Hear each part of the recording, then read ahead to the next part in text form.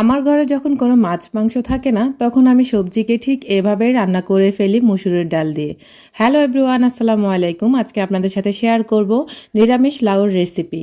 প্রথমে লাউটাকে ছিলে নিয়েছি, তারপর হচ্ছে আস্ত ধুয়ে নিয়েছি যাতে করে রান্নার সময় বেশি একটা পানি বের না হয়। তারপর হচ্ছে ধুয়ে ভালো করে সুন্দর করে সাইজ করে কেটে নিয়েছি।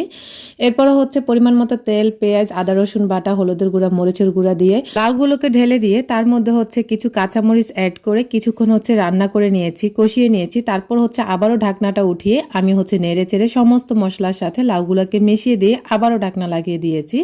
ফিরে আসলাম আর আবারও 5 মিনিট পরে ভালো করে কষানো শেষ হয়ে গেছে। এখন আমি পরিমাণ মতো ফুটন্ত গরম পানি অ্যাড করে দিয়ে আবারও নাড়াচাড়িয়ে দিয়ে ঢাকনা লাগিয়ে দিয়েছি।